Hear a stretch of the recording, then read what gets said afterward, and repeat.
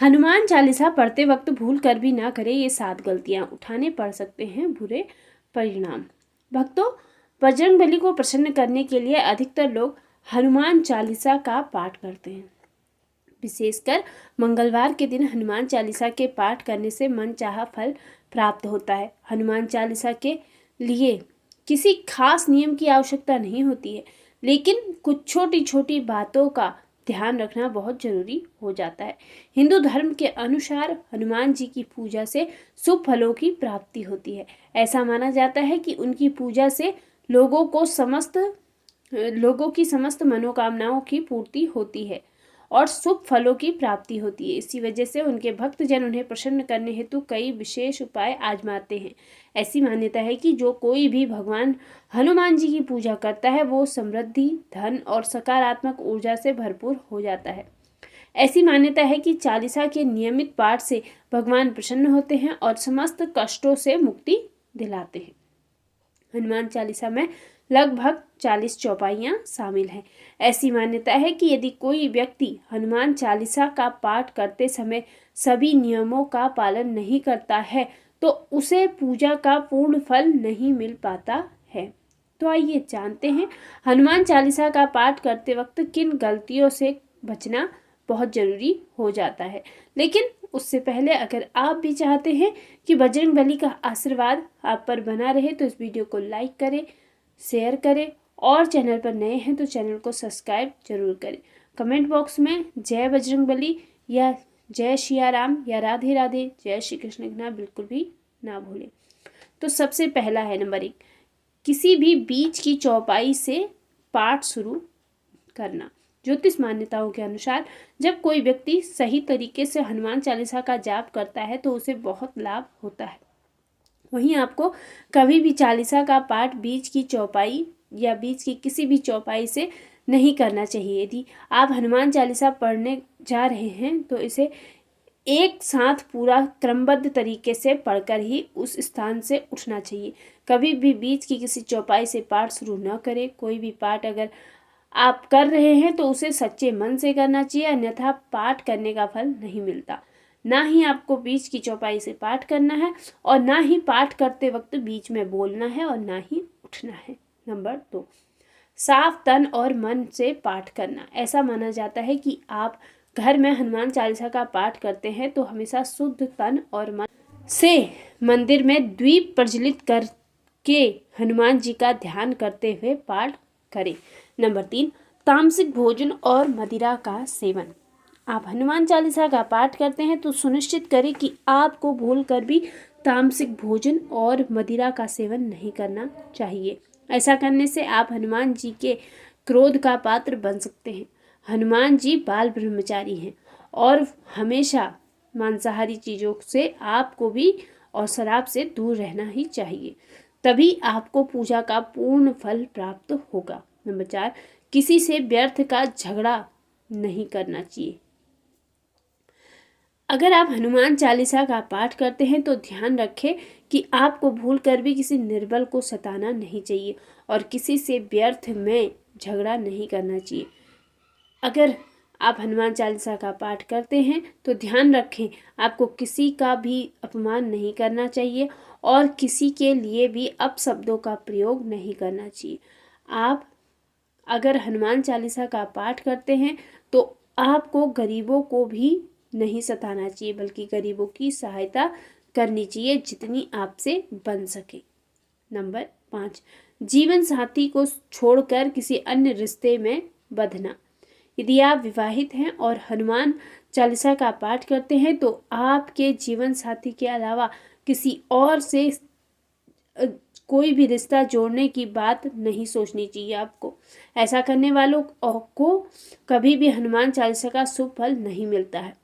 किसी विवाहित पुरुष को किसी अन्य पराई स्त्री से संबंध नहीं रखना चाहिए।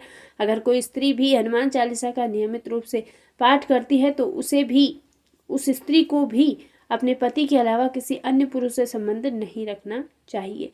अगर किसी व्यक्ति की शादी नहीं हुई है तो उसे तो पराई स्त्रियों से दूर ही रहना चाहिए। यदि कोई व्यक्ति हनुमान चालीसा का पाठ करता है तो उसे इस बात का ध्यान रखना बहुत जरूरी हो जाता है। नंबर 6, गरीबों और जानवरों को सताना नहीं चाहिए। यदि आप घर की समृद्धि के लिए हनुमान चालीसा का पाठ करते हैं या करती हैं तो भूल कर भी किसी जानवर और गरीब को ना सताएं। ऐसा करने से पूजा का फल नहीं मिलता है और घर में दुख बने रहते हैं। घर में नकारात्मक ऊर्जा का वास हो जाता है और घर में सुख समृद्धि हमेशा के लिए चली जाती है। नंबर 7, कोई अपराध न करे और झूठ कभी नहीं बोलना चाहिए। यदि आप हनुमान चालीसा का पाठ करते हैं तो आपको किसी भी प्रकार का अपराध नहीं करना चाहिए। आपको किसी के साथ छल कपट करने से भी बचना चाहिए और झूठ नहीं बोलना चाहिए। अगर आपके मन में किसी के प्रति छल कपट और द्वेष है तो इससे आपको पूजा का फल कभी भी नहीं मिलेगा। नंबर 8, हनुमान चालीसा पढ़ने में जल्दबाजी कभी भी नहीं करनी चाहिए। जब आप हनुमान चालीसा का पाठ करते हैं तब आपको कभी भी जल्दबाजी नहीं करनी चाहिए। एक एक शब्द को आराम से पढ़े समझते हुए और कभी भी इसके किसी श्लोक का उच्चारण गलत तरीके से नहीं करना चाहिए। इसका पाठ हमेशा धैर्यपूर्वक ही करना चाहिए। अगर टाइम नहीं है तो आप टाइम निकालिए, अगर पढ़ना है तो आराम से पढ़िए। नंबर 9, राम का नाम लिए बिना ना करें हनुमान चालीसा की शुरुआत। सभी इस बात से परिचित हैं कि हनुमान जी राम जी के परम भक्त हैं, इसलिए भगवान राम का नाम लिए बिना हनुमान चालीसा की शुरुआत ना करें वरना आप इसके फल से वंचित रह जाएंगे। नंबर 10, तन और मन रखें साफ। हनुमान जी और उनके इष्ट श्री राम के चित्र की स्थापना करें। इसके बाद उनके समक्ष जल से भरा पात्र रखें। कम से कम 3 बार से लेकर 108 बार तक हनुमान चालीसा का पाठ कर सकते हैं। घर में हनुमान चालीसा का पाठ करते समय तन और मन दोनों साफ होना बेहद जरूरी हो जाता है।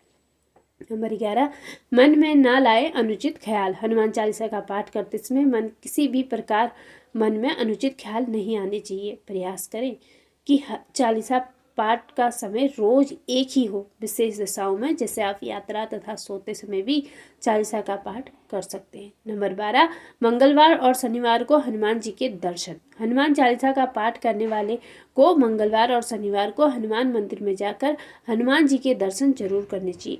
यदि मंगलवार या शनिवार को हनुमान जी के मंदिर में जाकर आपने घी का दीपक जलाने से और हनुमान चालीसा का पाठ वहाँ बैठ कर करें तो बड़े से बड़े संकट भी कष्ट भी दूर हो जाते हैं। नंबर 13, कभी भी गलत संगत वाले लोगों के साथ में ना रहें। यदि आप हनुमान चालीसा का पाठ पढ़ते हैं फिर भी गलत लोगों की संगत में बैठते हैं, उनके साथ उनके गलत कामों में उनका साथ देते हैं तो आपका पतन निश्चित है, इसलिए ऐसे लोगों से दूर ही रहें। नंबर 14, ज्योतिष के अनुसार मंगलवार के दिन 3 बार पाठ करना बेहद शुभ माना जाता है।